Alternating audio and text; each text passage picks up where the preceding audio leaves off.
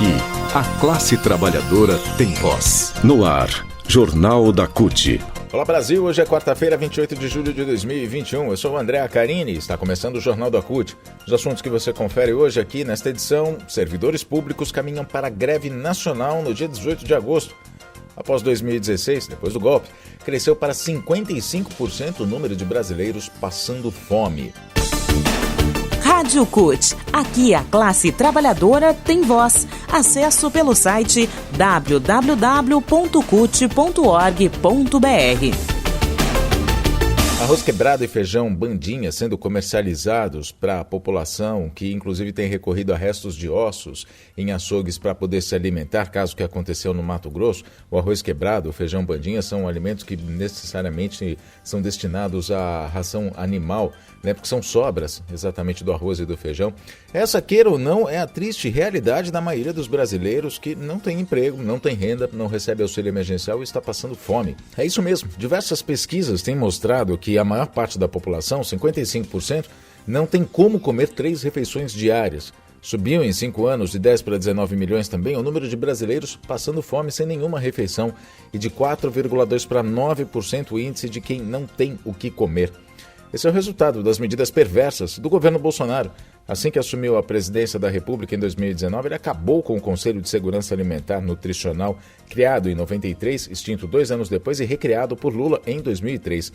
Bolsonaro ainda continuou o desmonte de políticas públicas importantes que atendiam aos mais vulneráveis, desmonte que começou com Michel Temer logo depois do golpe de 2016. A pesquisa Orçamentos Familiares do IBGE, que abrangeu os anos de governo Temer, 2017 e 2018, mas foi publicada somente no ano de 2020, mostra que, comparando com 2013, a insegurança alimentar teve um aumento de 62,2%.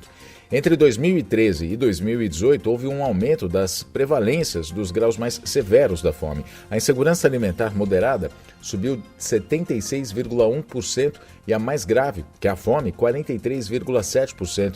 A pesquisa é feita a cada 5 anos e, por isso, compara o ano de 2013 com o ano de 2018.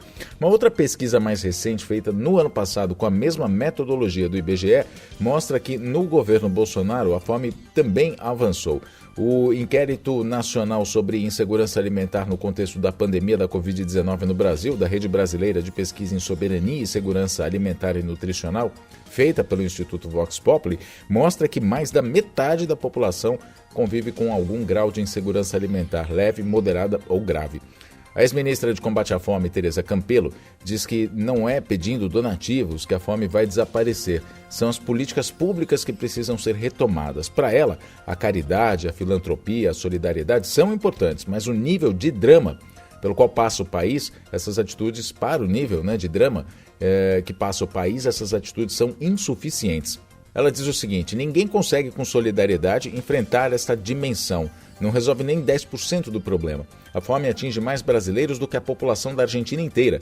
Quando se fala em segurança alimentar, estamos falando de crianças que passam fome e quem não come o suficiente passa fome também. Para ela, só com políticas públicas emergenciais, como a retomada do auxílio emergencial de R$600, bandeira defendida pela CUT, e ações de alimentação escolar com a retomada de aquisição de alimentos e outras políticas estruturais, somente com isso a fome poderá ser reduzida. A reportagem completa você lê no portal da CUT, cut.org.br, foi escrita por Roseli Rocha. Mobilização. Greve no dia 18 de agosto dos servidores públicos. Essa é uma proposta do Fórum das Centrais Sindicais para combater a proposta de emenda à Constituição número 32, a PEC 32, da reforma administrativa. Mais um ataque do governo de Bolsonaro à classe trabalhadora e ao povo.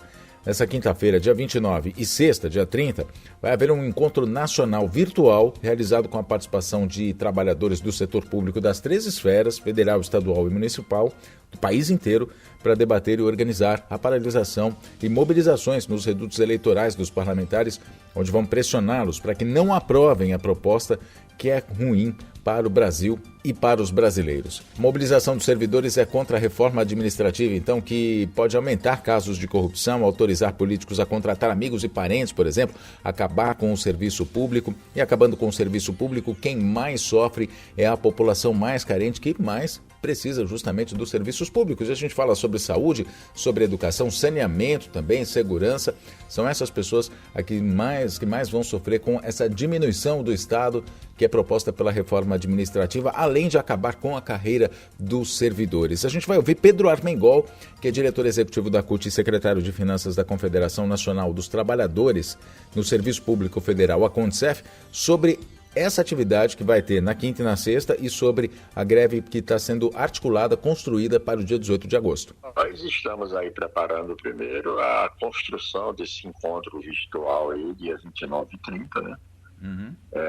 Dos trabalhadores do setor público das 3 esferas, estadual, municipal e federal.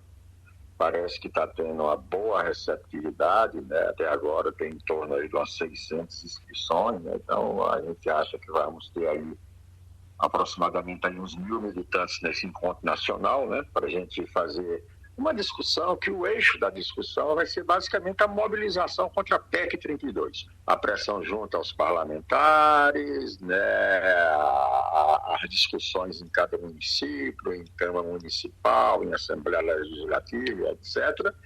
E tiramos também as entidades das 3 esferas, nós tiramos como indicativo, né, inclusive uma greve da categoria no dia 18 de agosto, com atos, manifestações, e etc, etc. Um dia nacional de luta, e dentro desse dia nacional de luta, inclusive, está colocado o debate de uma greve.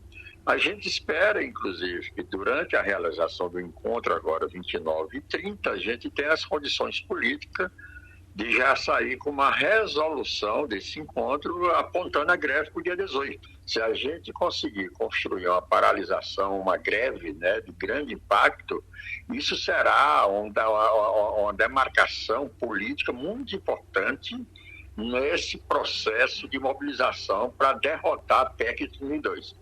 Então entendemos que é o momento oportuno, já que a PEC está na comissão especial, mais ou menos por esse período ela deve estar próxima a ser votada da comissão especial, e da gente, através dessa greve, aumentar a pressão junto aos parlamentares, né, inclusive lá em suas bases eleitorais nos municípios, né, através de uma greve, dizendo não à PEC 32, e com essa greve a gente criar um nível de pressão suficiente para que a gente mude a posição da maioria da comissão especial que está apreciando essa PEC agora no Congresso. Nós ouvimos Pedro Armengol, dirigente da CUT e da CONTSEF, sobre essa mobilização de servidores públicos das 3 esferas. Esfera municipal, esfera estadual, esfera federal. Servidores públicos que no dia 18 de agosto podem fazer uma greve nacional em defesa dos serviços públicos contra a reforma administrativa. O Jornal da CUT fica por aqui. Obrigado pela sua companhia. cut.org.br para mais notícias. CUT Brasil nas redes sociais. Acompanhe. A gente se fala na próxima edição. Até lá.